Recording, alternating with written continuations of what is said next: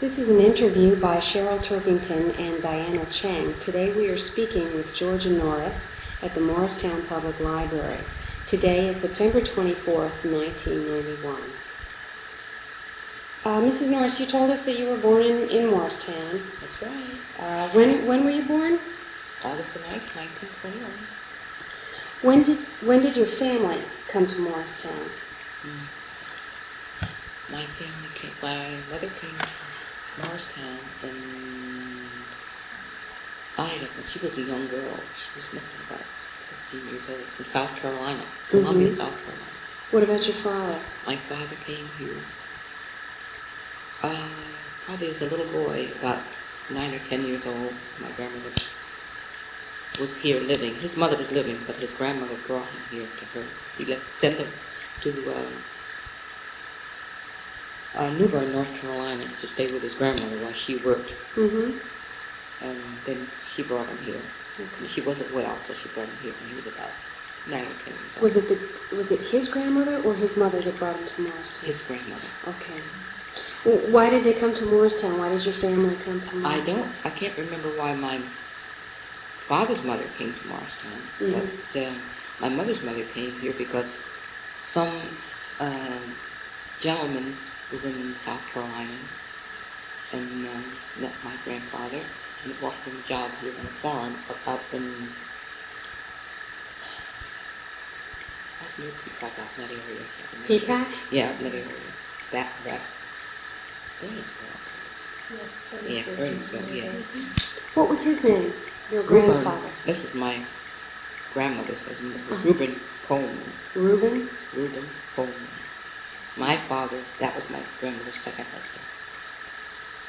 My mother's father was James Thompson, and they separated, got him divorced. Mm-hmm.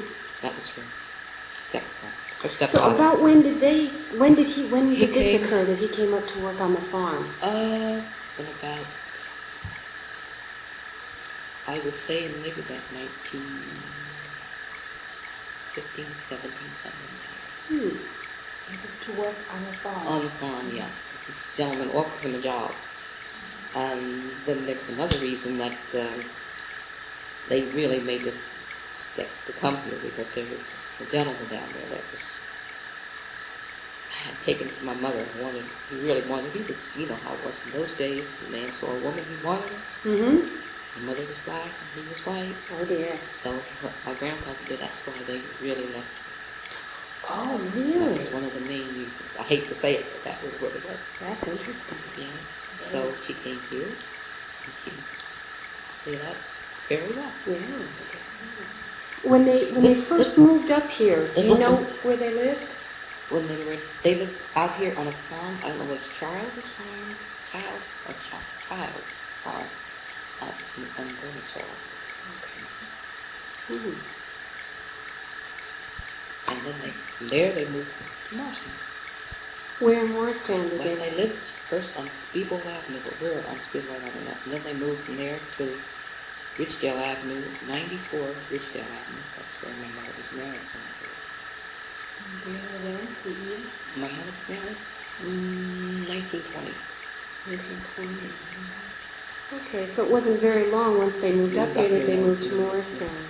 Do you have any idea why they moved to Morristown?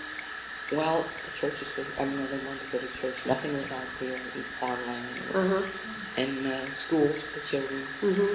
That's the basic reasons. Now you also talked about who came up and worked in the brickyard. That was my father's father. He came from Bermuda. Yes. Mm-hmm. What was his name? His name was Bert Livingston Tucker. And he's from North Shore, West Devonshire, Bermuda. He came here. I guess he must have came about 1920, somewhere area. I don't know exactly when he came, but he came to Morristown and he worked. He met my grandmother, and then she took the child home to live with her mother, and they worked together. They bought a home on Ridgedale Avenue, and he died about 1920.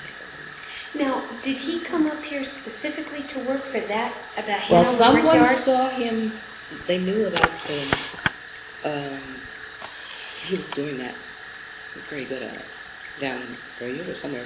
How, I don't know. But Bricklaying. bricklaying, yeah, he was very good at it. So they sent him, asked him if he come up, he could have a job. So he came. Do you know, did he come with other people? I mean, were they recruiting or? All I know is that my grandfather, Mm-hmm. and probably the more, I wouldn't be surprised because next thing I know, I had a couple of uncles and whatnot came up. They were young people. They didn't want to work. Right. Mm. They didn't want the hard work. He's the only one I knew in the brick farm. That was very hard work. Plus, he rode a bicycle to work every day. From here in From Morris? Ridgedale Avenue to out in Whippany. That's a commute. That's right. Yeah. So he worked in the brickyard instead of actually building any buildings, for instance. No, in in the making brickyard, he the made the, brickyard. I guess whatever you call the bricks, the mortar. Mhm. Yeah. And you mentioned they sent one of the child home to Jamaica to be raised. Did No. you say that? No, I had, no. They were in Bermuda, not in Jamaica. Oh, I'm They sorry. were, no, that was, he had a uncle here, his son, nephew here, that he didn't do right. He was a good looking guy, very good looking guy, and women all of them. Mm-hmm. And he ended up sending him home in a box because he good time, A little too much. did too much. What was his name? Harold. Harold Tucker. Harold Tucker? Mhm. Was he a Very young man? Good looking man, yes. Very. Very good looking. He reminded you of, not Billy Dee Williams, what's the other one? He sings, no, he's an older guy. He sang the Sarah You got me. But he was a very, very handsome man. Now, your grandfather that worked in the brickyard, you don't happen to know if he belonged to a union, do you? I don't know whether they had unions or not. Only thing. They did have Yeah, them. yeah. I know that. I've done a little research. Sure. It was very difficult, though, for blacks to Yeah, it join the probably locals, was. and I was just wondering. He didn't say whether, that I don't remember because I was real little. Mhm. But I do know that that was his life, his work, whatnot. He must have had a pretty good job because he was able to go to Detroit to buy a new Chevy and drive it back home. Now, when was that? That was in 1927 or 26. Whenever it was, I think I remember it. I know my grandmother had it after he was dead. I remember that. But Now, did he work at the brickyard until it closed? I don't know when they closed, but I know. Do you have an idea? Yes, I do, and unfortunately, I don't have it with me. I've been able to pinpoint it down to a year, and I don't have that information with me. But I'll show you that. He died in 1928. Oh, I think it was around 29 or so. Yeah, around that area. Oh, Yeah. okay, so he must have spent some time. That was his only job here. Okay, now what about your parents? What were their occupations? My father was, he worked in garages. He was a mechanic. He had his first garage on he owned a garage on Water Street. In my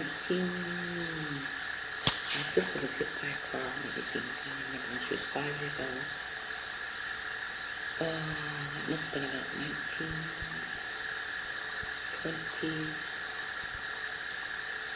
Oh, I guess it was about the same time. I was 27 or 28. We were little. My sister was hit by a car, and he had his garage there then. And he serviced cars and... Whenever they broke down, that was his job. He had his own garage. Huh? Do you remember the name of the garage? It was Tucker's garage. Tucker's garage. And I don't know if he added anything else to it, but I know that was what it was. It was on Water Street, across the street from Costanzo's store. Mm-hmm, mm-hmm. They had a vegetable store. Right. And up the street from them was an old man who used to have one of the first shoemaking businesses in this town. That was Mr. Brooker. Did anyone tell you about him? You know, I I have read that. think someone did. Where exactly was his store located? Right, you know where the bridge in Water Street? Uh-huh. Right next to he had it was in a small little building there. And he was Costanza's, about two or three doors down from Costanza's coming towards the train track. Mm-hmm. That was the first. His name was Henry Booker. He was one of the Henry. first. Yeah, Henry. Nobody could remember his first name. Henry. Were there many other garages in town like No. that? I wouldn't think so No, at the that was time. the only one. Oh, it was the only one. So everyone in town had to bring their car. Well, there were to your father. probably there were like Chevy dealers or things of that sort, you know. But he that was where he was. What about your mom? Did she work? Was she home? She was. My mother used to go out and do day's work. Day's work. What do you mean by day's work? Working at people's homes, you know, clean, whatnot, do laundry. Then after, when we got a little older and she didn't want to leave the responsibility for my sister and I and my grandmother, she came home with us. And she did laundry. The people would give her the laundry and she would bring it home to do. People would bring the laundry to her, or either they would send it on one of these delivery people that had a delivery service. When she did day's work, how did she get contacts or referrals? Do you? By her, you know, just people, she being a good person, someone else would refer, you know. And that was where people, well, I know her. And there was a lady, Mrs. Sexton, that used to live over here on Elm Street. And she would refer them out to people from here. Yeah. And but she only would do so much because she had the two of us, my sister and I. And she would come home in the evening, work with us with our homework and whatnot. Is there just the two of you? That's all. Sister and I. It's just the two of us. Your sister's name? Marjorie. You don't have any idea what her wages were for a day's work, do you remember? Well, I know it wasn't very much. I mean, one time she was getting $4 a day. $4 a day, and that's when you were a little kid. That was And I'm interested, you said your father owned an auto shop. Yeah. Do you have any idea where he learned the trade? No, I don't, because my father was just mechanically inclined anyway. He just picked up things. When I was born, he, rather than buy a crib, he made my crib for me. And you should see it, it's so beautiful. I wanted to keep it, but he threw it out. Yeah, well, he was just, anything that he wanted to do with his hands, he was very handy with his hands. And are they very active in church? Were they? My father, no. My mother, yes. My father, no. My mother, yes. Because he was mostly generally on Sundays. He was tied up with this Republican club. He was mostly there. And that occurred on Sundays? Is that when they had their meetings? On Sundays and Saturdays. Saturdays and Sundays, more or less, when the other men were home from work. They couldn't take off time. Okay, this is the colored political club. Yes, or it's better known as the Colored Republican Club, I think is what it's named. Mrs. Norris, what kind of things do you think that your parents thought were important in life? Well, What do you remember? Well, my mother, for one thing, her first love was music. She belonged to flower clubs. She belonged to art clubs like where they did embroidery and things of that sort. Fancy work. And bringing us up. That was one of her main targets, was to get my sister and I. My sister went through school. I was supposed to go to college, but I met my husband before. Men, they and always he get didn't married. well, I had to wait. I was supposed to go to Hampton University. To where? Hampton. Where's that? That's Hampton. in Virginia. Oh. Yeah, Hampton, Virginia. And I wanted to go there, but the year I was supposed to go, the war was out. So I got a letter from them that I couldn't come because they couldn't take any out-of-state students because of the head of the Navy on the campus. Oh, isn't it? Yeah, so when they sent me to come in, I was married.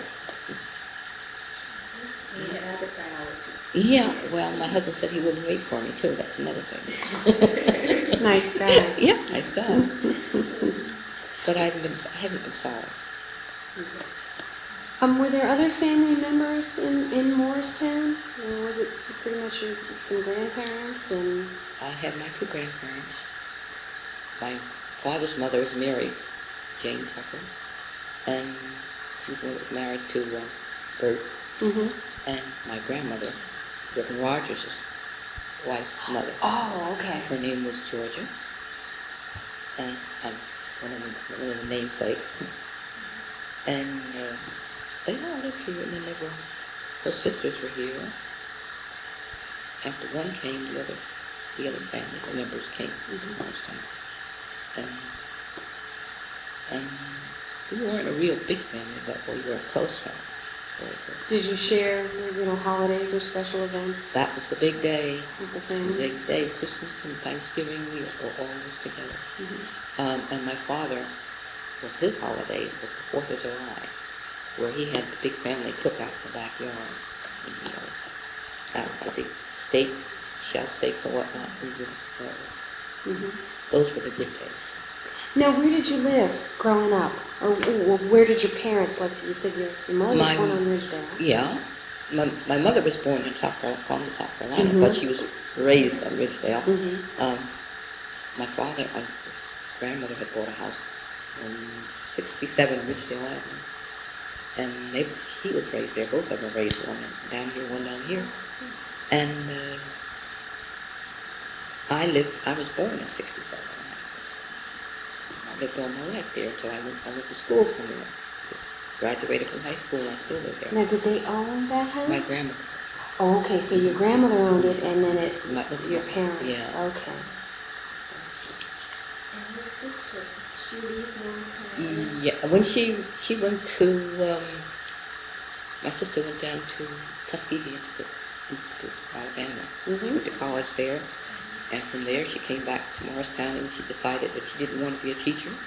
She went to Columbia University, and there she decided she wanted to be an occupational therapist.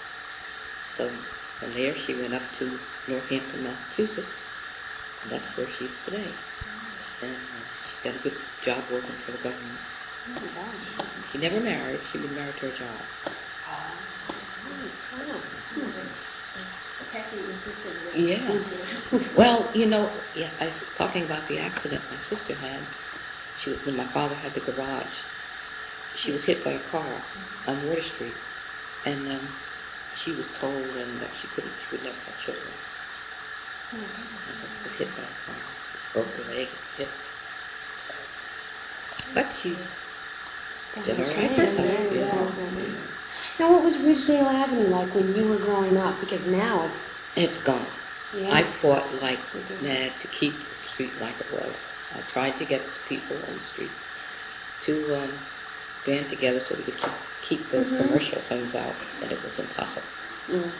Because a few would help, and a few wouldn't.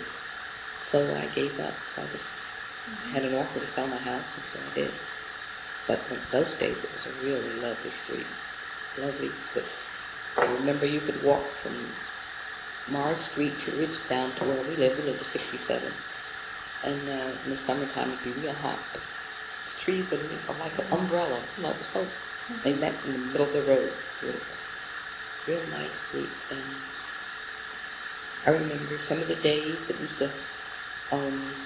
Days Restaurant used to live on Ridgedale. I remember the people who had the real estate people. I can't remember the name. They had a lot to do with Welch, though. Yeah, it was a part of Welch. I can't remember the name. They lived there. The Hawks used to live there, and they were old families. Lovely street, real nice. Were there any businesses then on Ridgedale No, Avenue where you lived? None at all? Was there a local little grocery store? Yes. Yeah, I should say that. Yeah, there was two little. One was on. The Harveys used to run it across the street, but it was the house and a little bit of store that they put for Do you know what the name of it was? Or did it have One a was name? Harvey, and then the other was Jeff's grocery store. Used to live on the other. We opened up another one on the other side of the street. And first of all, there was another one. Wait a minute. The first one that was there was what was his name? He used to be on the corner of Abbott Avenue and Richdale. Was it a grocer? Yeah, it was another grocery store, but I can't remember the name. It'll come to me after a while. But, Okay. Was it a mixed neighborhood, racially? yeah. Well, let's see. Yeah, Was because it ethnic or? let me see above. What's his name? Okay, I'm still trying to get. Above him was Stansberry's. Then there was a store there. We were the first black family that was on the other side of the street, like going down. Then there was the Tollers. They were black. Then there was the Tollers, the Tuckers, the Tellers. And then there was Mom Brady, Mary Porter Brady. She was an old lady that we all loved and called Aunt Mame. Then there was, we were all, next to her Was she black? no, Oh, she's white. we were all mixed up there. So, across the street was the old family, the Markeys. And then there was another family, it was called, what was their name? I can't think of it. The Parms. And Mr. Downey. That was the first one on the other side of the Downeys. The Grants, they were there. Old family. And then there was an old man that he died. That house my mother used to live in was Mr. Washington, I believe. He was one of the first taxi drivers around. Mr. Washington? Yeah. What was his first name? Nate Washington, I believe. Matt Washington, I believe. And because he was a crippled man, but he lived there. Now, did everyone in the neighborhood, would you say, or that you recall, share a similar standard of living? Or Yeah, I would say so. We were all, they all worked. They were all hard workers. They all worked. would you describe it as a middle class? I mean, for that time? That time, yes, I would. You would? Yes, I would. Across the street was Irvin. You probably heard of him, Mr. Irvin. He had his own business. Like, at that time they had like a rubbish business. They didn't have trucks. Is that the ash business, which is actually the rubbish business? I would say they did a little bit of everything. The rubbish business, the ash. I call it rubbish business because they did more than just ashes.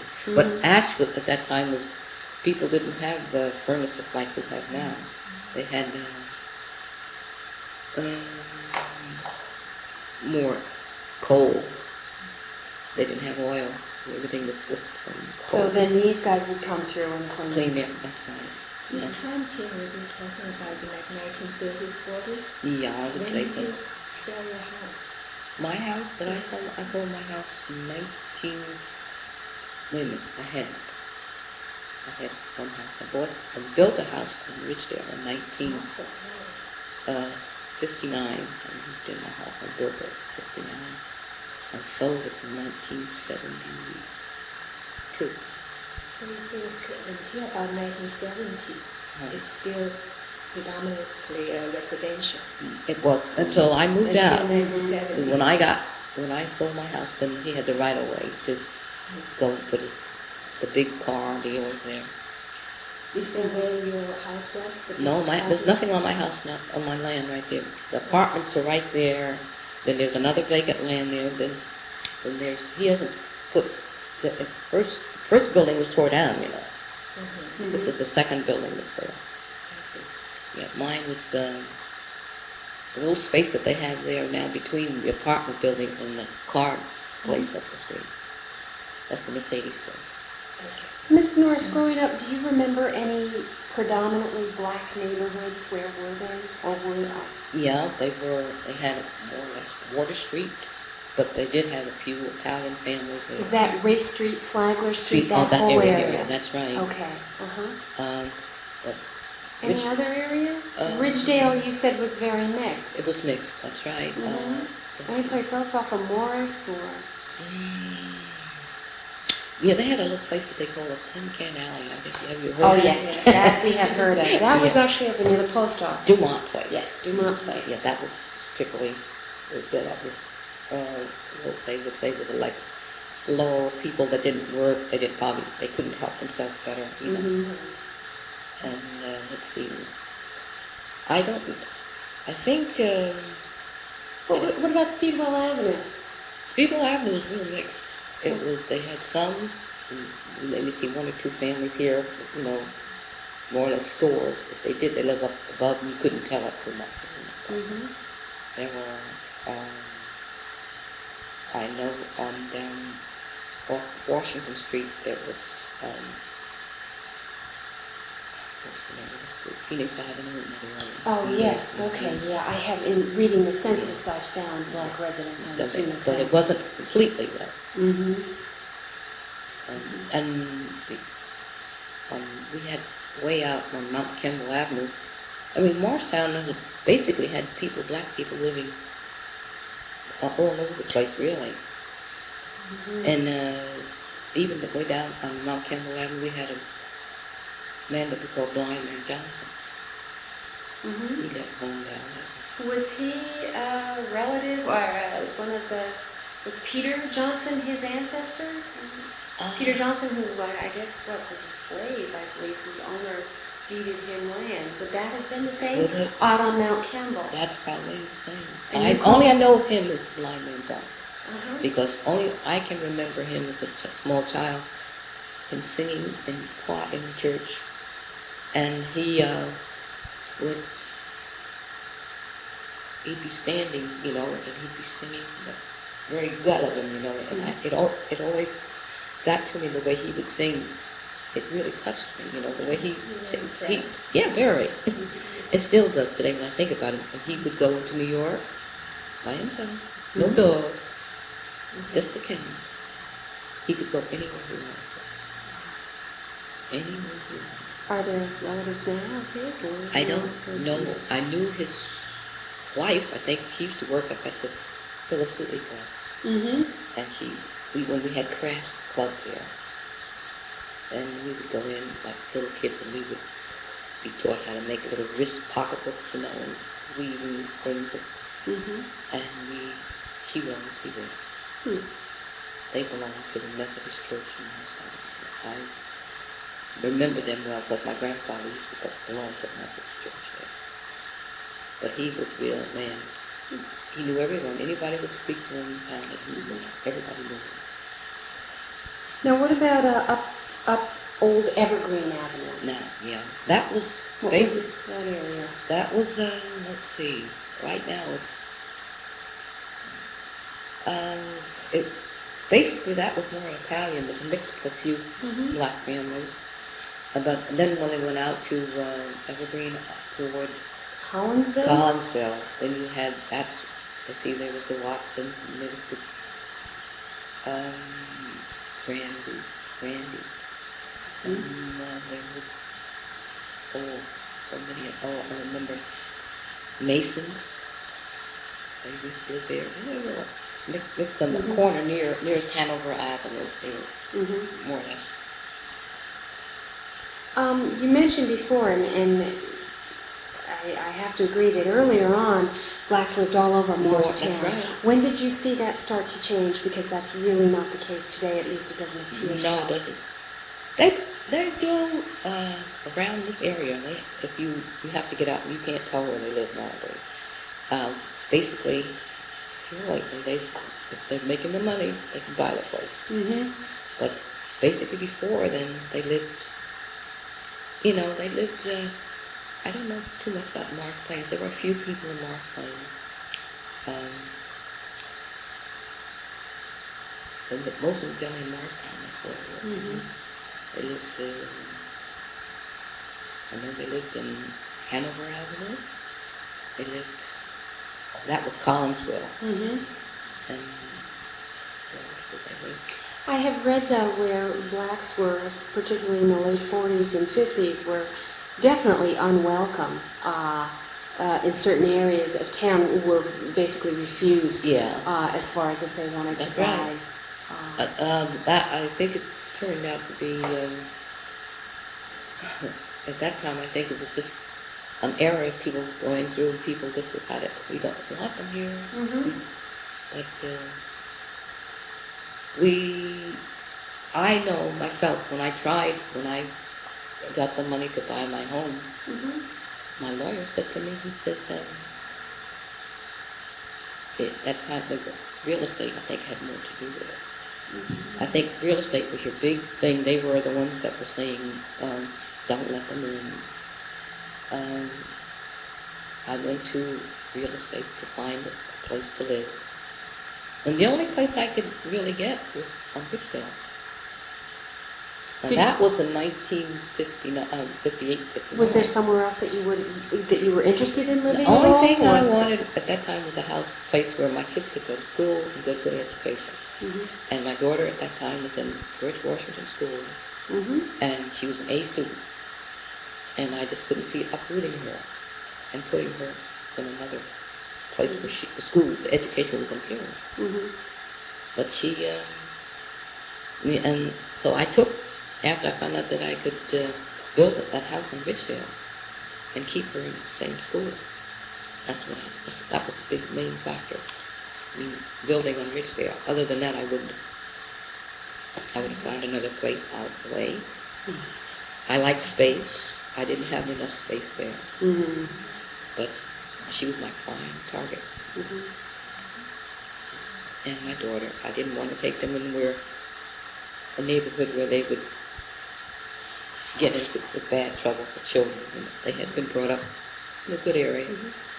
Now, where did you go to school? George Washington. You went to George That's Washington. right. That's still there. Yeah. Mhm. Was that K through? I went there through 8th grade. Then I went there to high school.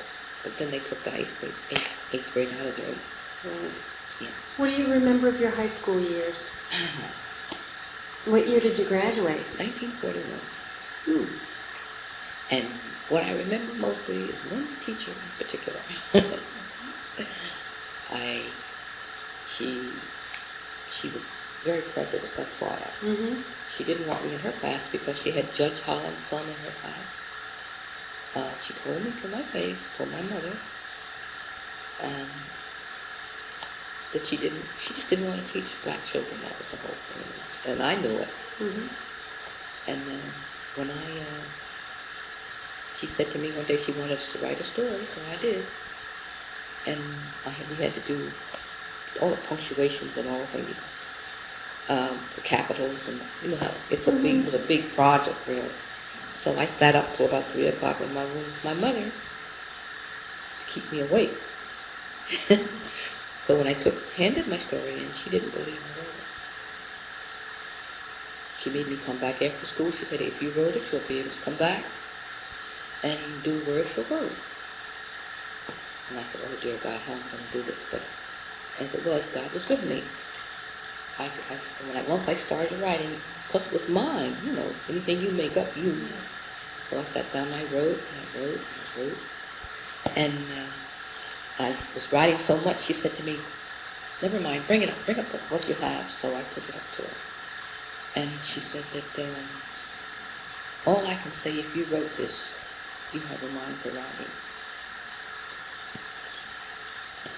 She said, but I'm determined. I'm going to find out who wrote this. I said, well, you're not going to find it because it's mine.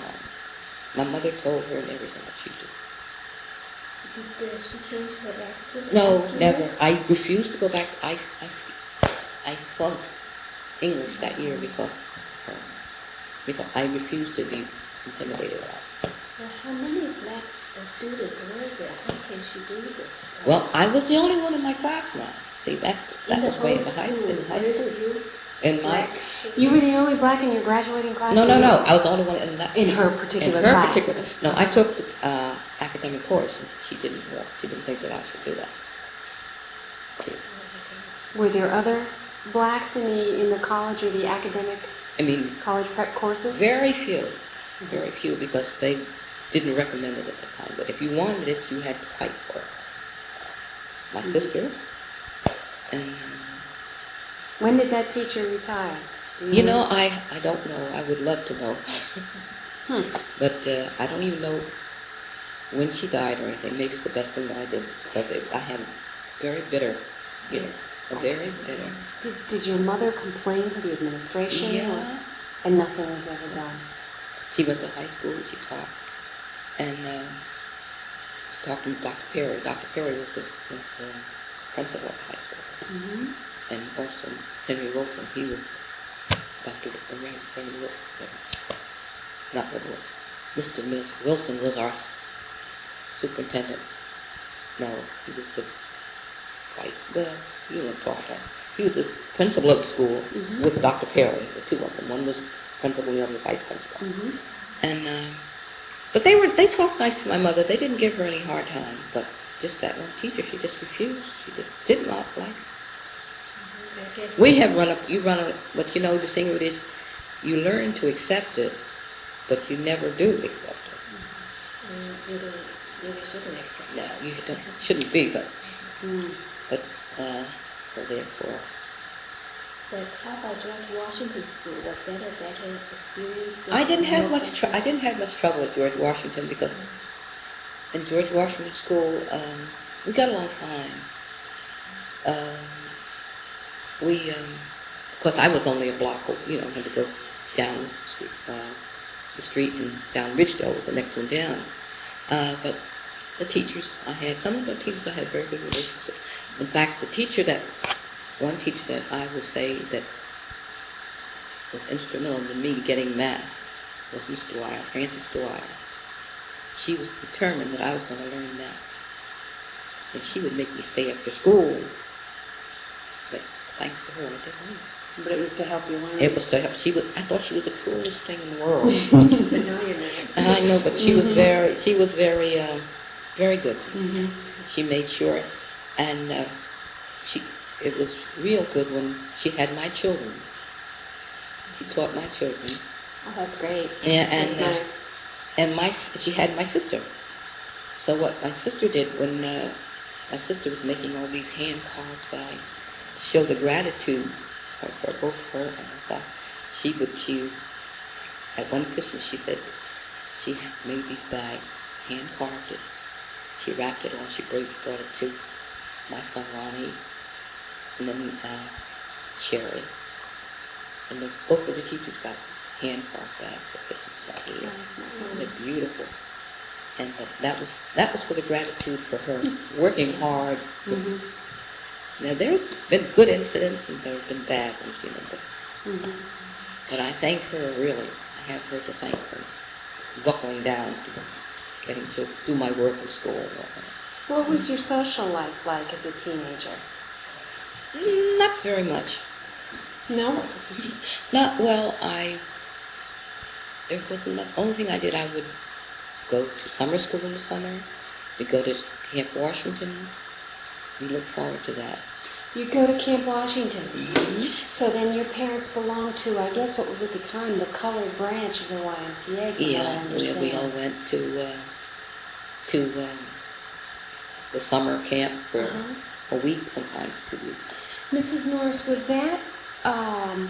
was it just black children that would go at that point, or were you Well, folks? I'll tell you how they did it. Yeah, because I've read about this and I'm confused. In the summer, right after school was out, the first bunch would be the black boys.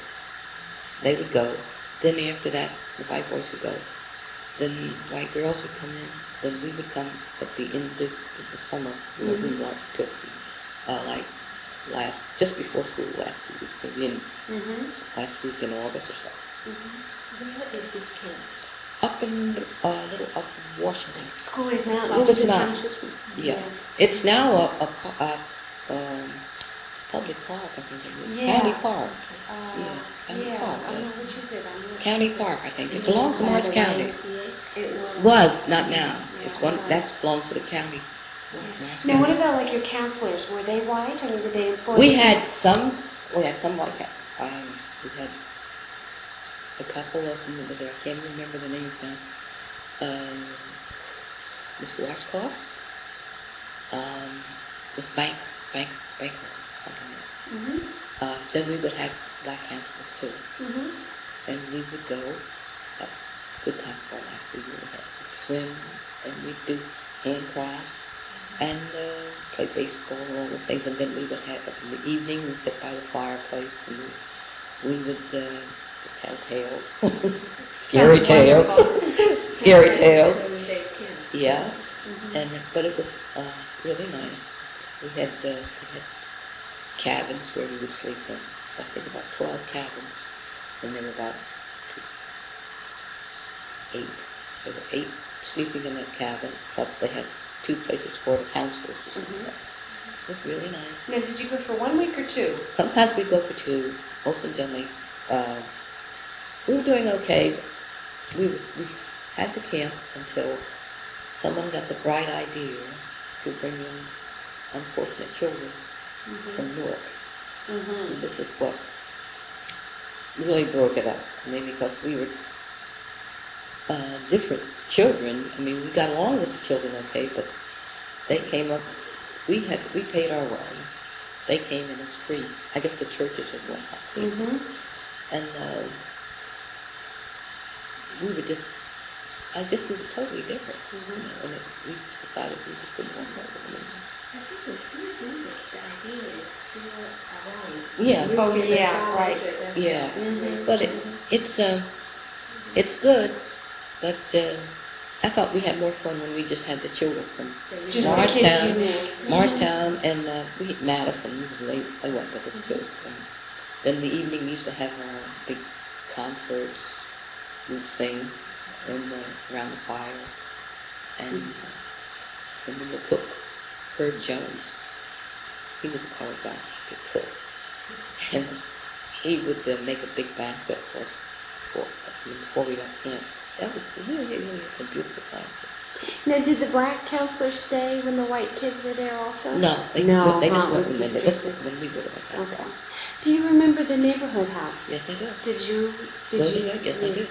What kinds of things? Oh, they had basketball games. I went there for Scouts, Girl Scouts. Uh-huh. I can remember they had an attraction at the neighborhood house. And did anyone tell you about Charles Tucker? No. No, he's no relation to me, but he was a Tucker. Mm-hmm. And he worked as a black electrician there. He took care of all the electrical problems here. And like a handyman too. And he had an attraction there. In one of the rooms, he had built an electric train set that wasn't outside. There were people there. Beautiful. You've seen how extensive some train sets can be. Mm-hmm. You should have seen this. Oh, the kids must have loved it. Oh, we were only allowed in there when we were Supervised. supervised, that's Mhm. right. But he had them like one train here, one train here, one train, all like this, and it's beautiful. He did this. He did that in his spare time. That was an attraction, an added attraction for the neighborhood. Mm-hmm. And they had different meetings we had there. But I know we had the Scouts meeting before they tore the old building down. We used to hold our Scout meeting there. What about the Phyllis Wheatland? They had meetings there. I didn't go to the That was on Spring Street? That was on Spring Street. You didn't go there? I went there, not for Girl Scouts. Though. Mm-hmm. I went there as like for crafts in the summer, summer school. Now, your friend, Mrs. Howe, Estelle Howe, Estelle, yeah. she recalls it as going there as sort of almost a preschool kind of experience, or maybe a kindergarten kind Yeah, well, of that's thing. where we were taught little things to do with our hands, As little Yeah, kids, little- yeah. I was with the smaller children, and what else? They used to have, my mother used to go there for teas, and they used to have teas and Was it social run club. strictly by white people? No, that place was, I found out from, I was talking to Clara, and I found out that building, Clara Pinkley. yeah, they had a council, probably run by the town, Mhm. or It was run by the Women's Women's Club, Community yeah, Club, it was and called. plus, and then they had to, like, they had a lady, Miss Christmas was the first, Christmas? Christmas was the first council they had there. She lived right there on the building. Mm-hmm. She was responsible for it. And she They was put her white? No. Oh, she's black. Mm-hmm. Oh, that's So they interesting. had Miss Johnson, that blind man Johnson, his wife was another one. Uh-huh. Uh, I never knew this. I thought it was strictly, no, it was run by white people, but they put black people, staff and black, yeah. Mm-hmm. Because that's when they let the people book, that Miss Christmas had an apartment out there in the house. Christmas, interesting. Christmas. Was there Mrs. Keysby involved in that organization? I don't, I had, wait a minute, I had some of the names down here. My tape. At the Phyllis Street. And she was black? Yes. Oh, okay. Mm-hmm. Miss Christmas was the first Miss Housewife. And Blanche Hamilton. Blanche Hamilton. She was there also. Now, when you say she was the first counselor, when was that? Are we talking the early 20s, or are we talking? Yeah, I think you're talking about early 20s. I don't remember. Only thing I can remember was the Phyllis Wheatley Club. There are no records remaining of this Phyllis Wheatley Club that I Nothing can. You can't find a couple of things in the newspaper, and of course it's in the directory, but. Yeah, but that was the ones that they had was Miss Christmas, Alice White, Miss Blanche Hamilton, Mrs. Foot, I don't know, and that lady, Mrs. Johnson. Mm-hmm. That was Blind Man Johnson. Okay. Ah. So these are places you go after school?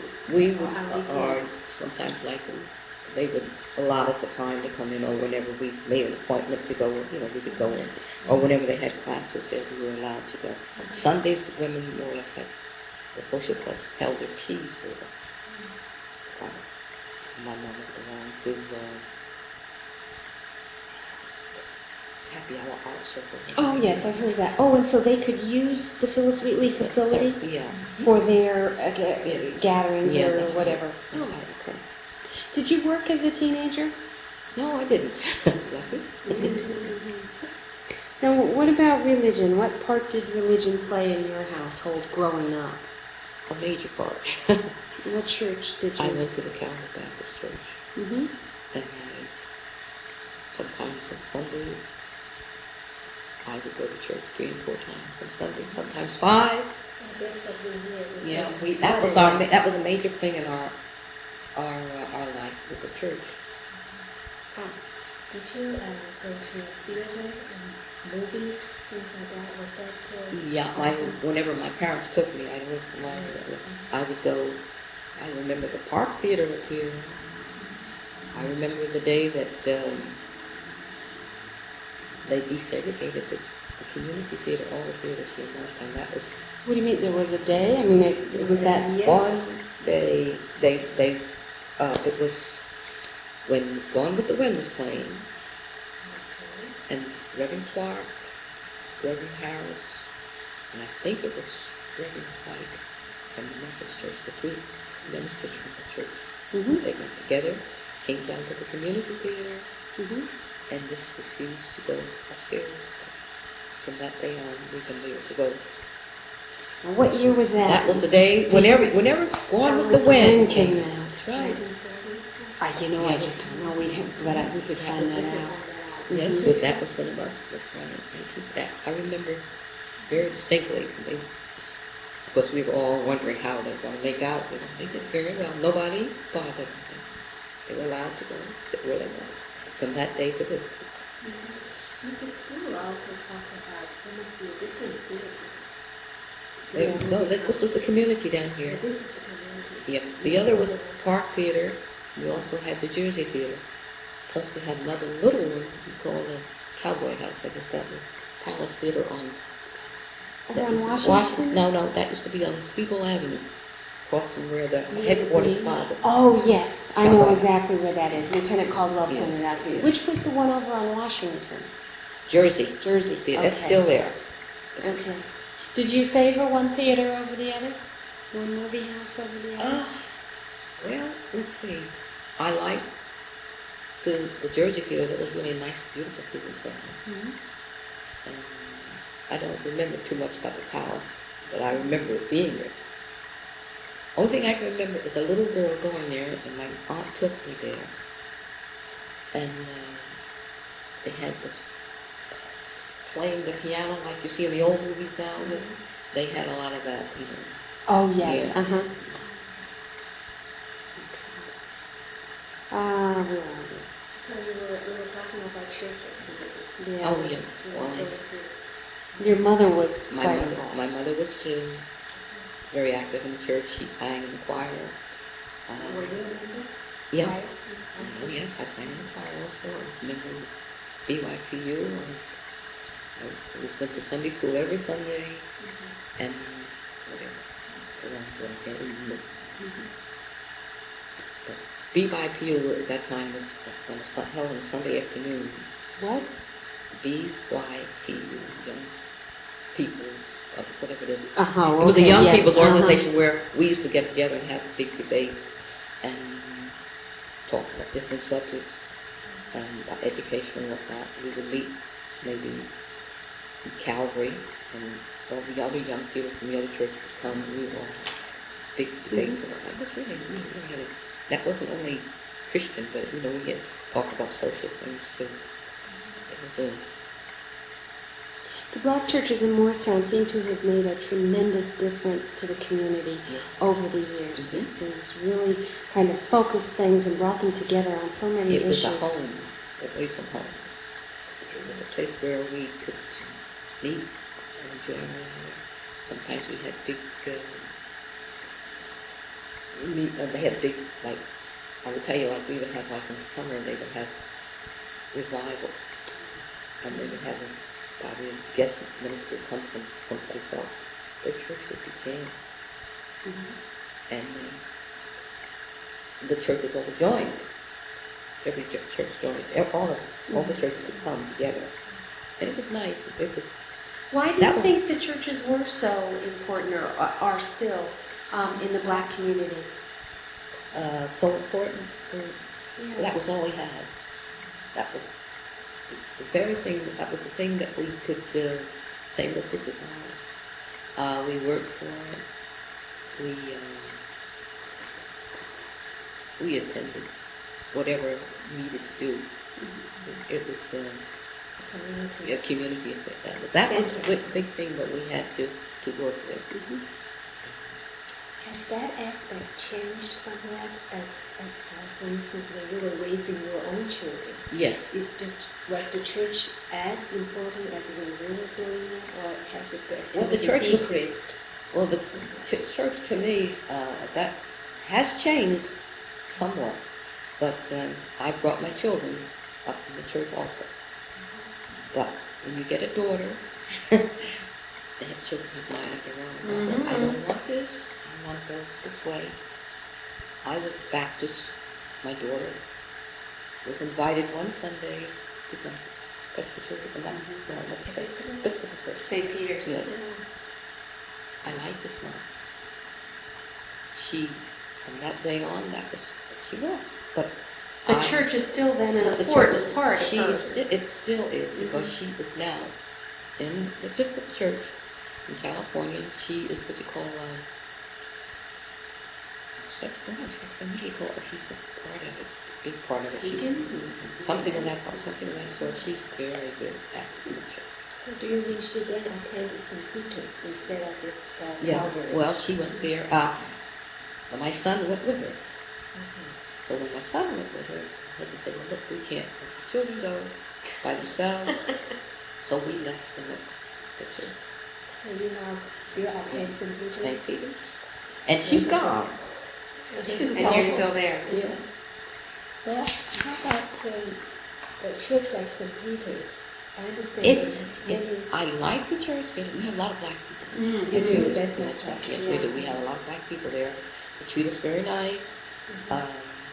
Johnny used to go there before. He was black. John Pinkham? Mhm. Oh. And he wanted to be a priest, I think. But he stayed there where his family went, did all right. And when we went, my children, they welcomed the children. And church played, my son got to be an acolyte there.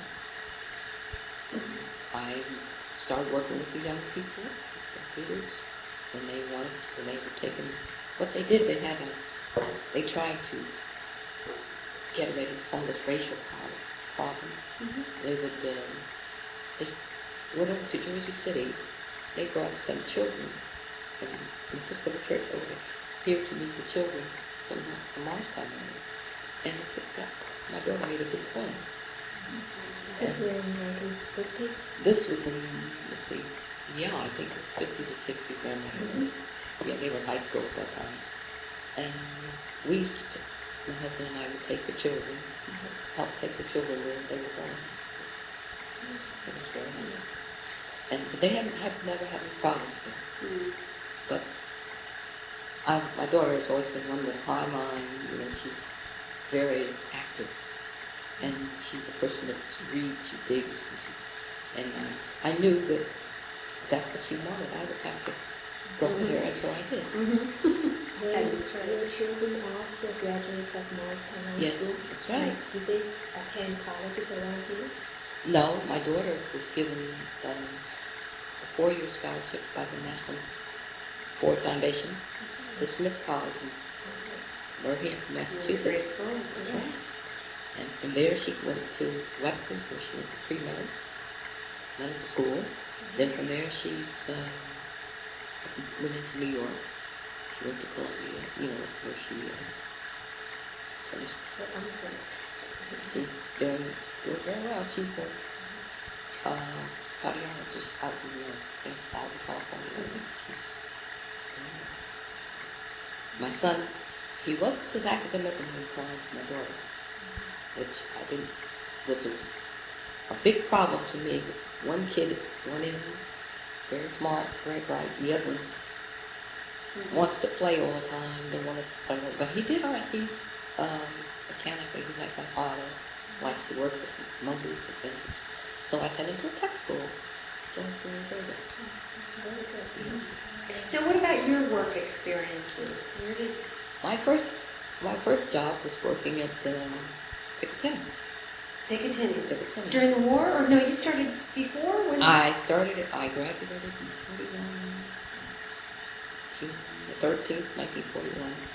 On July the 21st, I went to work at Piccadilly. Because my father begged me not to go, but I heard they were making good money, so I...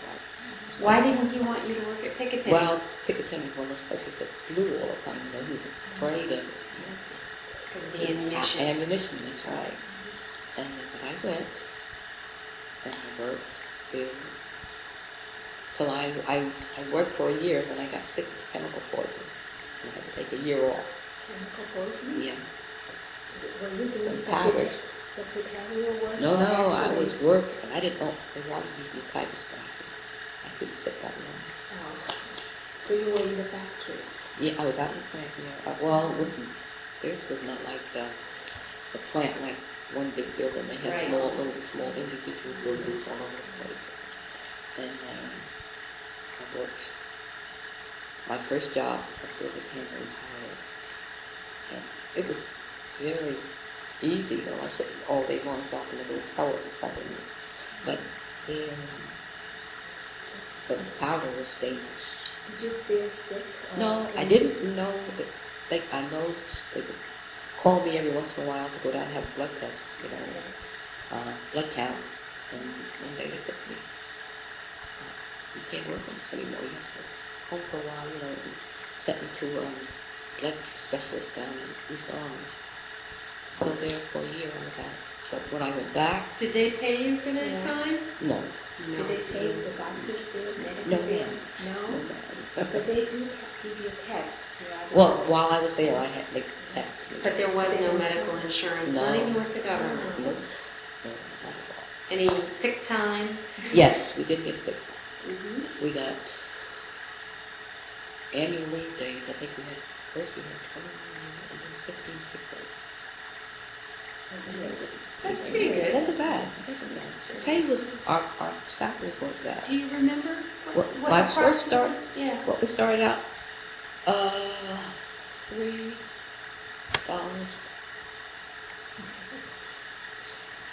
what was it, I don't know, it's three something. I got that when it was 436. I remember always. 350, I guess 350 a day. A day. Yes, A day. a day, not an hour. Not an hour. But that could buy a lot of things. At that time, Yes. I used to have money in my pocket and walk around town wondering what I was going to spend it for. Oh my goodness. Hmm. You know, when we Did first, you? Oh, I'm sorry. when we first went there, I was working day shift. That was for night shift. We were given more money. The afternoon shift, and then if we worked at night, the last shift, we were given still more money. Now you've told me that. How did you get to and from work? Well, we first went there, we had to have riders. Then when things got heated up, the war situation and whatnot, for my father, being a taxi driver at the time, and a lot of other taxi drivers, I talked to my father, got him to come up and start driving people. He would meet all shifts. Not only him, I think a lot of the other taxi drivers did the same. They would go for the 7 o'clock shift in the morning, come back and pick us up. When they came back to pick us up, they brought the people for the afternoon shift. And when they picked them up, they brought the people from the 11 to 7 shift. So after you had the medical leave for a year, you went back to work? Yes, I You did. continued working? Yeah, went back, but I wasn't allowed to work in the chemical anymore. I was told to refuse at any time. So So where did you work then? then I went back and got up what you call the back line. And there I worked I stayed there till my mother got 55. Because my mother was looking after my children, so I had to.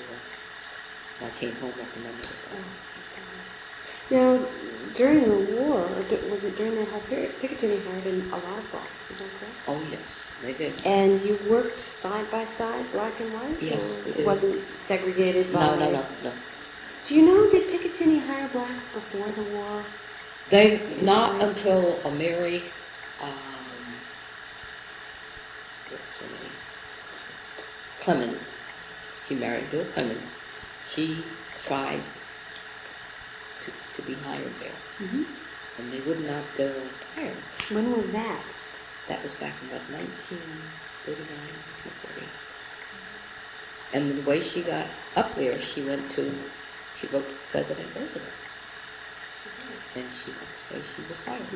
And from that day on, the door was thrown open. And of course, by that point, they needed the people, so they... Yes, we did. All Yes, of a they sudden, did. they couldn't be quite as picky, That's huh? right. Hmm. Yeah, her name was Mary Clemens. She was there to Bill Was she Clemens. from Morristown? She was a girl from Slaughter, I believe, but she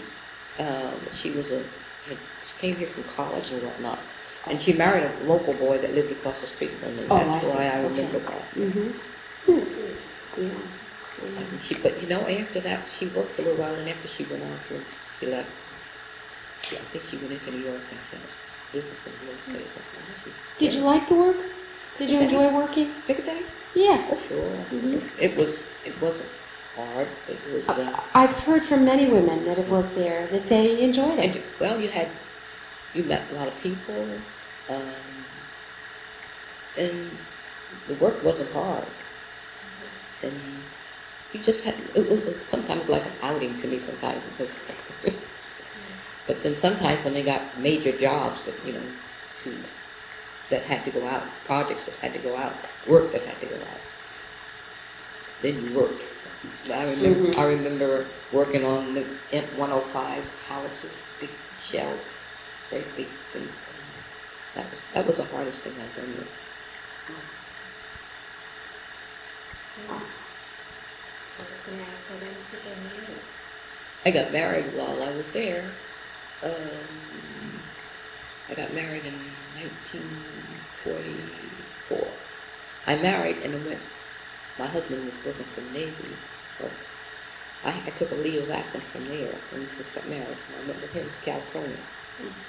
And he was building these, what do you call these? He was building those quick ships that they had. They called it. You remember them? Who's that? No, they were Liberty ships. They called them. Oh. Yeah, he worked on the Liberty ships. He built them, and but then he would more or less be in repair because he was such a good welder. When a boat had been destroyed or damaged, they would bring it in, and they had a crew of men that they would put on it, and he would be one of those to remember them. But you've known him since childhood? No. No? Was he not from Morris? I met him in 1940, early part of 1943. Oh. But No, did he he- grew up in Morristown? No, he grew up in Virginia. Virginia, no. His sister lived in Summit, and he came to live with his sister. After he graduated in 41 also, he came up to live with her and to go to school, and so that's where I met him. And then he moved in with you to Morristown. He came to Morristown. First, when we first got married, we went to California because he was shipped there to the government. And I didn't like California. California had the city life, and I'm not a city girl. I was in San Francisco. And San Francisco at that time was being, it was rehauled all over. That's why I say redone all over with new people. All the old people left.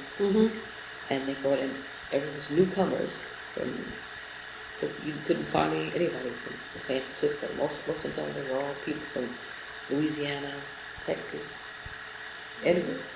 And I didn't like the life there. So I said, I'm going back to New Jersey. So what happened after 55, after your mother? My mother died, I came home. I stayed home. That's when we were in our business then. Started our business. You did, you started your business. Started our business. My father was already had his taxi business. Well, taxis was one of the avenues that was open for blacks for employment. That's right, Is that correct? that's right. That they could be self-employed. That's right. Were there white taxi Yes, there business? were. There were both. Were they utilized by different parts of the Morristown population? Did black taxi drivers only drive blacks? No, Not at all? not at that time. Well, in fact, I tell you, most of them, what I can understand, the taxi drivers used to, when I was a little child, they used to meet in front of where they would pick up their customers, would be in front of the train station, as it is now, on Morris Street, and they would line up there, and people would come off the train first one who wanted a taxi who took the first car. And they still have it now, they're behind the train station in this somewhat similar thing. And So that business was built up by your father? no, not mine. He had his own. He had his trucker's business, and we had our own. I started my own business after my mother, my mother. My husband wanted to do it because he was having quite a bit of problem with the welding. That he used to work and build swimming pools and all that. And he'd come home at night and all this black soot. I said, no, this is wrong. I was worried about his lungs, so this is we did this, and for 35 to 36 years. Successful business. Did you enjoy it? Yes and no. Yes, to the fact that I took care of my children, put a roof over my head, and gave me my own dignity that I was my own boss. But I went there. Things you pay for that. You go to bed at night. I took the telephone with me. The telephone rang constantly, never stopped. And I had to be home. I couldn't. I would go in the house on a Sunday night, and I wouldn't come out again till Saturday morning, going to get my groceries. You were operated out of your home, Yes, that's and right. you have to stay there. Stay in order right to there. answer So when the telephone ring, Did you employ others? later on, not while the children were small, because I wanted to be home with the children. That was one thing where I could be home with my kids and know what was going on. And but other than that, I wouldn't recommend it for anybody if they like to get out to go see things, because you are constantly at home. And I've seen the time when I put my head down, was answering the phone and sat there. I'd sit there, started at 7 o'clock. And I would realize it was about 12 o'clock, my husband's coming in for lunch. He would go out again, and he'd get busy again, and I think it was 7 o'clock at night. Oh my goodness.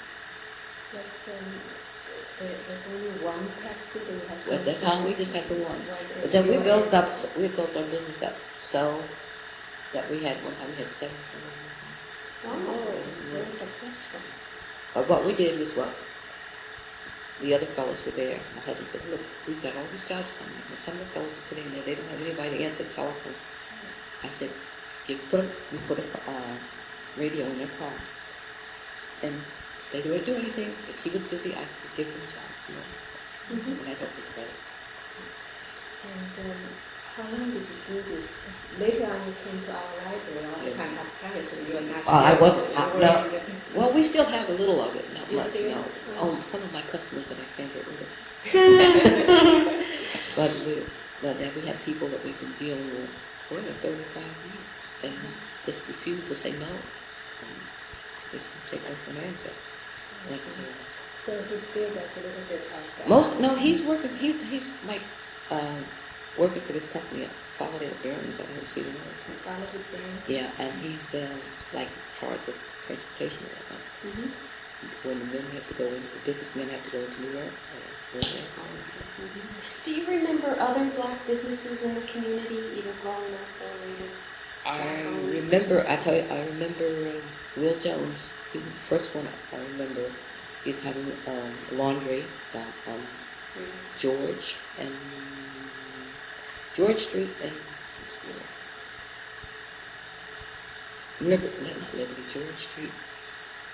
I can't remember. I think I have it written down someplace. George. Yeah. Jones, yeah, I think I told you about him. Will Jones had a laundry, and he hired a lot of black women that worked in the laundry. When was that? That was, my grandmother worked for him. She worked in his laundry until she came home. That was probably back in 1920. Oh, he was on George Street. Mm-hmm. Any others? Let's see. Mr. Booker, as I told you. Yeah. I remember... What? Yeah. Mm-hmm. Then there was a lot of the trash men, doing. I think I have a list of the names of the men that. Stop it a minute, talking. Mr. Moss. You Yeah, remember Mr. he Moss? lived on Cole Avenue. He had the making ice business. He was one of the first ones around here. He used to bring ice to your home. We didn't have refrigerators. He would bring deliver ice to your houses so you could keep your food. He still has his business. Yeah, he's still there. The son is there. That's the son. Mr. Moss. He's been dead for years. Oh, Freddie is the son? Mm-hmm. I never knew that. What was Mr. Moss? I don't know. Senior. I get, maybe he's, could be the same thing. I never knew. All I know is Mr. Moss. I remember him well. And it's not Not this one, because no. Mr. Freddie Moss is quite older, older right. man. That's right. Oh, that's Maybe he would work with his father. That's why Yeah, I'm sure. Yeah, knowledgeable. Did he was a doctor? I haven't been able to get him. I wanted to sit down and do this with him, but so far I haven't been able to. He didn't come around, or did he? I went over there. Yeah, I don't know. He's kind of eccentric. He stays to Oh, you himself a didn't lot. get to talk to him? No. You didn't go imagine. Yeah, I've talked to him a couple times, but not to sit down and get Well, he information was. from him. They're an old family, real old family. Mr. Moss and the Mosses. Mr. Moss used to go to Union. I remember him at Union Baptist Church a lot. He was very big in the church there. And his children, Fred. And lots of the children. Let me see what I have to hold up. You want to turn it off a minute? Maybe the first taxi business. You mentioned Mr. Washington was the first. Mr. Layden. Layden. Matt Layden. Were these all black? Yeah. Owned?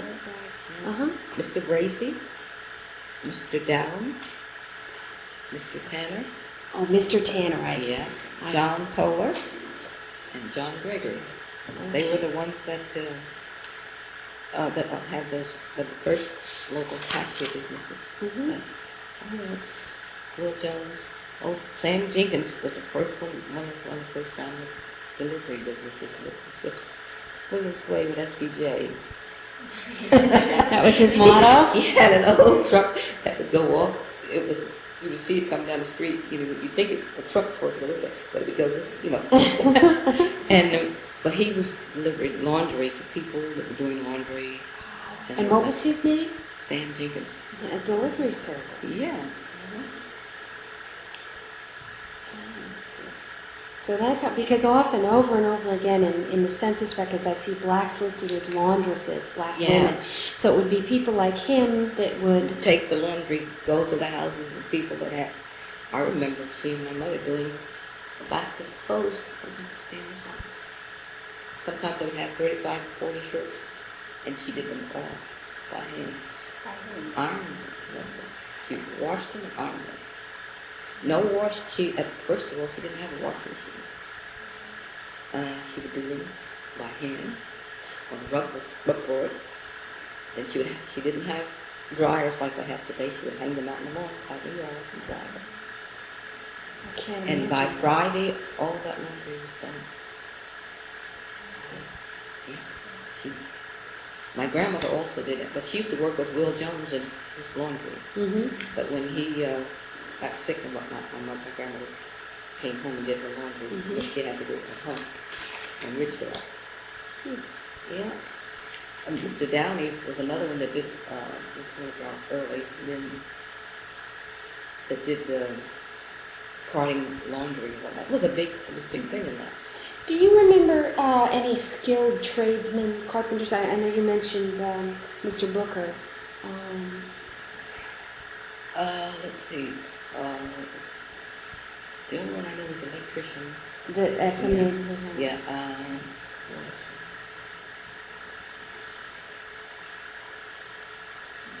My father as a mechanic. Mhm. Who else? Hairdressers and some Yeah. Oh yeah, we had them. Who was the first hairdresser? ladies. Mabel Patella. She just died. She was 90-something years old. What was her name? Mabel Patella. Mabel Patilla. Mm-hmm. She used to have a little shop down on the corner of Spring Street and Cole Avenue. Mm-hmm. And I remember her. That's the first one I remember. Oh, and Patty Pinkman. Johnny Pinkman. Listen to Johnny Pinkman. His Mhm. brothers. Oh. Mm-hmm. Yeah, then who else? Were most black businesses centered off of Water Street pretty The much? majority of them. They because were. That's the only way they could, other than the taxi business, because they most of them they worked out of their home. The rubbish businesses, they worked out of their home, Mhm. Anything up around the Green, that whole area? Did you go up there much? I went up there, but there was no businesses up there. Mm-hmm. I remember there was an ice cream parlor up there that was called Tony's, but we weren't allowed in there. And but other than that, but the stores, we had no problem going to the stores on Friday. Okay, were there any other businesses or establishments that you either were not allowed or felt unwelcome in The Morristown? food stores like the Lackawanna Diner here on Mars Street. That was A diner? that was in Norris. Lackawanna Diner. It's right there. It's still there, but it's not. Not anymore. Mhm. It used to be across. It's across the street from the mall there. You know that Burger King. Mm-hmm. The Memorial Hospital used Yes, to be there. right. It used to be across the street from there. No, that was. Any other places? Didn't Days have a little ice cream shop downtown? Or? Days hired black waiters and cooks, but they were black people didn't go in to eat. They were unwelcome, Yeah. basically? Basically, I wondered about that. Maybe I don't know whether it was some of they didn't hire them, they didn't want them, or most basically black people did not go. But Days did hire. Oh, their help mostly was. But they didn't. Their help was black in the kitchen, and the waiters and cooks for them. Mhm. But as far as retail establishments, clothing stores, I don't remember. Woolworths kind of places, those They kind wouldn't of, were hire. you allowed? They wouldn't hire black folks to work. Mm-hmm. But we could go in the store and buy. We didn't have any problems. And you didn't ever feel? No, I didn't. Mm-hmm. No, I never did. But maybe someone else opened. I did. Mm-hmm. Was Epstein there early? Epstein's was there. Was there? Epstein's, Greenbergers, Lobels, what Shaw's used to be on down.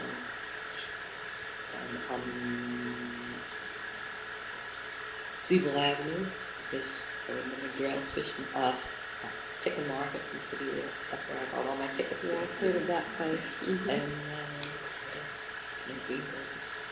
Another store that was like Epstein. There's a store called Crane's right next to I've seen pictures of Crane's. cranes. Yeah, it used to be next to not far from Epstein. And because there was Days in here. Dodie's was an ice cream parlor. And the jewelry store has been there for years too.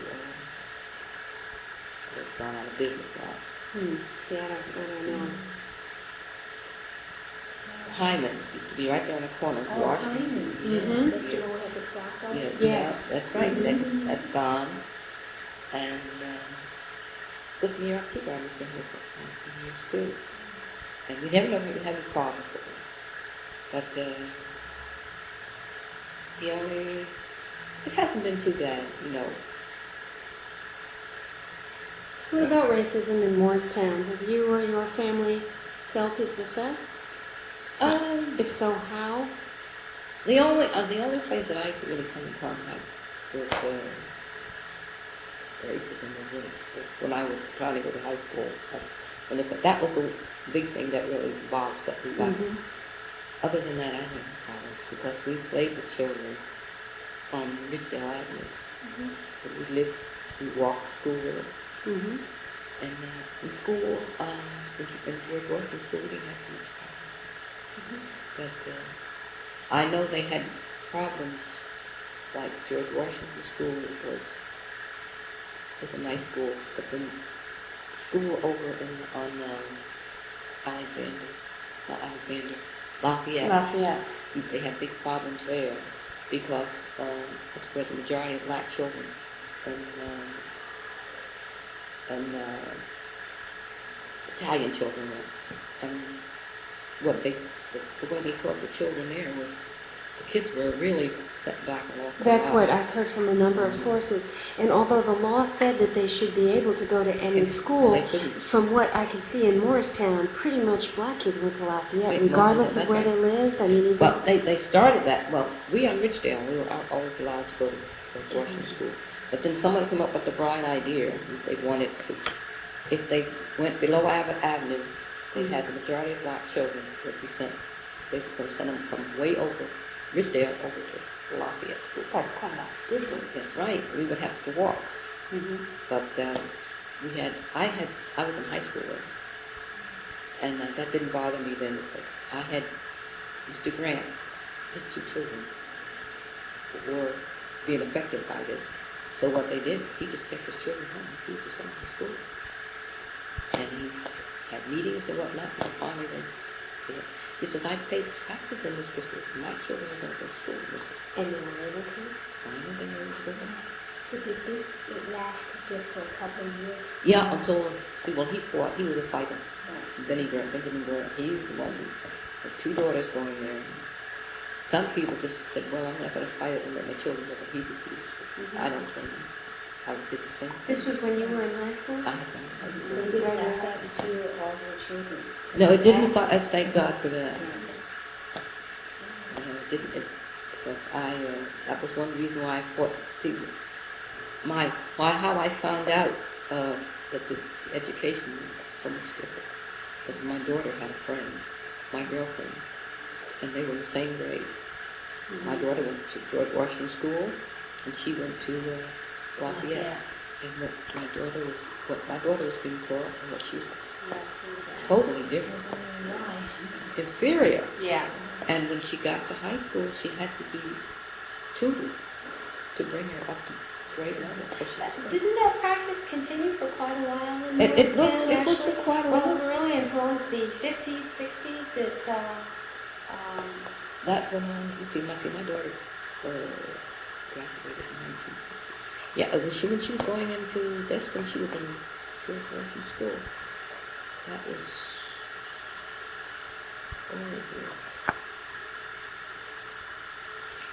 let's see, when she graduated from high school in '68, and she got in '60. It was about the early '59, '60. mm-hmm. Yeah.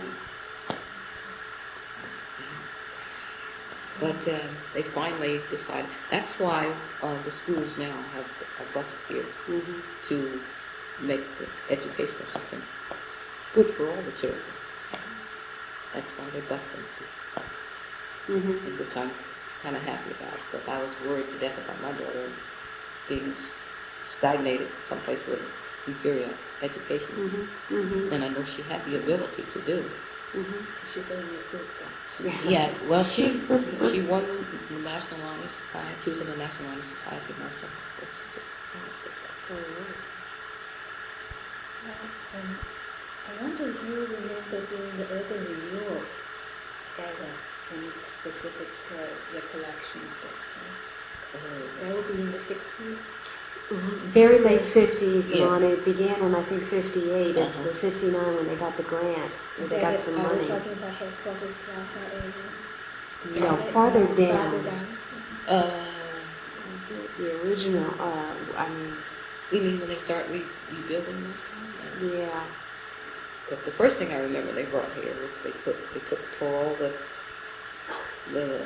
old houses down on Way Street, Water Street, Right. and Flagler Street, and they put Clyde Potts down there. Then I remember another. When was that?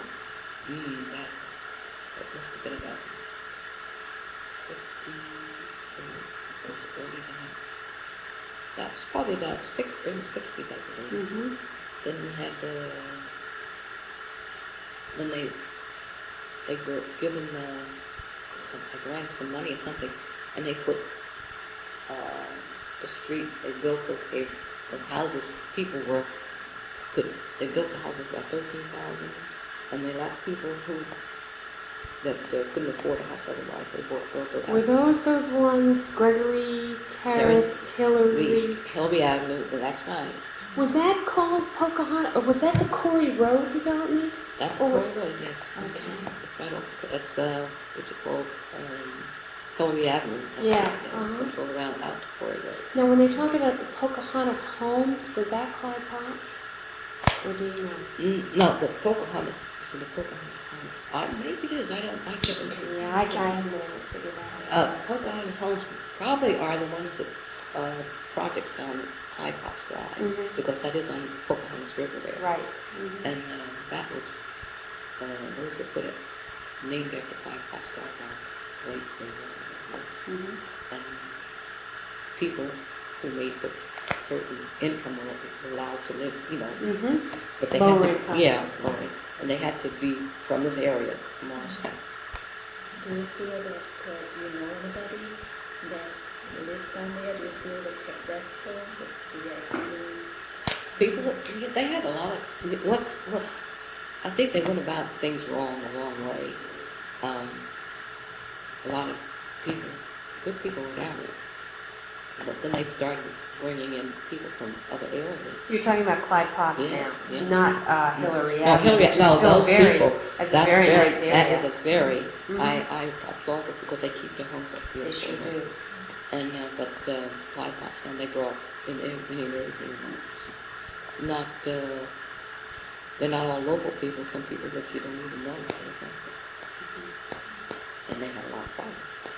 But Is that when people started moving in with the urban renewal, with this development? yeah, a lot of people. We didn't have as many people until then.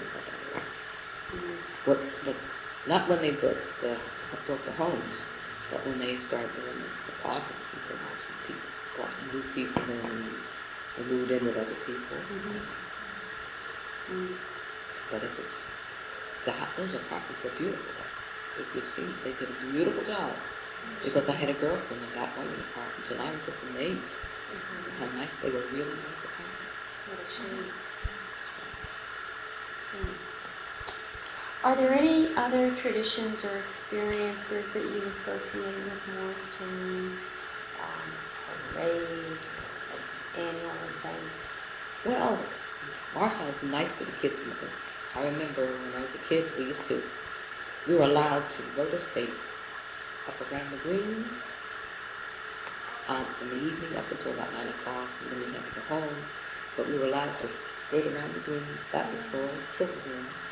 In the winter, that was I would say that was in the fall. In the summer, we had the park. In the winter, we were allowed to, they would block off streets where we would have bobsledding. And we would, one of the streets that they blocked off was Washington Place, which came all the way to the inspection stations. They would come all the way down to Roosevelt. And and then we had the ice skating. There was ice skate down at Burnham Park when we had ours. They were really good. We really had nice things in Morristown. Good memories. So is the green area the busiest area? Has always been concentrated? Yeah, always been, as long as I can remember. Do you remember the trolley? No, that I don't. If I did, my grandmother said she took me on it when I was must have been real small. That went from, I read though that the trolley went from the green all the way down out to Out Route 24? out toward headquarters at Washington. Northern National Park? No, what's the name of the street? Morris Street, out toward headquarters, out to Washington's headquarters. Oh, Washington's headquarters, right? Then if they would extend it a little bit longer, I don't remember, but I've seen the trolley tracks. I don't remember. I don't even remember. That used to go to Marsh Plains too. And because she said, my grandma said, the last ride I took you on the trolley from Morristown to Marsh Plains, and we came back. I don't remember too well. They used to bring old fairs. We used to have fairs up at the fairground on Evergreen Avenue. It was Evergreen, Martin Luther King. Up where the Menon area is. They used to have big fairs over there. Are these fairs usually organized by the county or is it by church? I don't know who organized, but I know they used to have circuses. They used to have circuses. Carnivals Yeah, and everything yes. there. We were allowed, then they stopped. We don't have them.